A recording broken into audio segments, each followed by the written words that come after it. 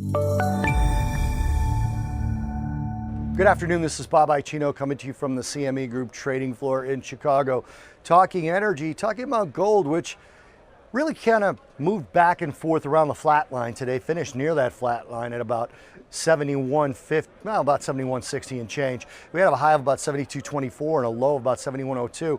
That's a pretty tight range lately for crude oil. Prior to this, we had 7 of 9 sessions down, and there was volume and the volatility was there. The ranges were there. Today was a pretty quiet day. Now, U.S. and Saudi Arabia relations are still kind of in focus for this particular commodity. The short-term spike has reversed. We saw that over the last couple of days. But again, we saw us go back and forth over the flat line. Now, Saudi Arabia threatened, veiled threat, but threatened nonetheless to take some crude oil off the market. And this in the face of Venezuela and Iran. The loss of product that's going on there was caused that short-term spike. But it seems to have reversed with the arrival of Secretary of State Pompeo to investigate this particular incident.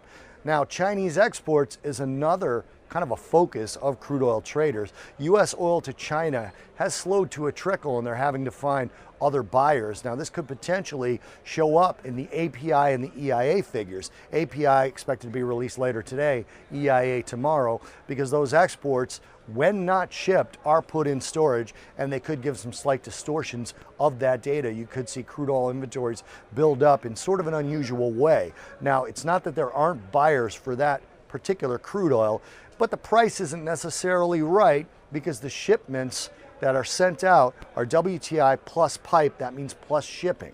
So if it's getting shipped to a different place, that distorts the price a little bit. So the price may not be right. That crude oil will eventually go to buyers, just it isn't going to China right now. So they have to go out and find those other buyers.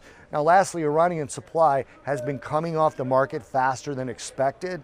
Now, this currently has been made up by Saudi Arabia and Russia, but as it continues to come off and those U.S.-Saudi tensions continue to be in focus, you could see a little bit of a price spike based off of that as well. But again, it might be offset by the China exports, which are now in storage, showing up in the API and the EIA data. This is Bob Icino talking about a pretty quiet crude oil session from the CME Group trading floor in Chicago.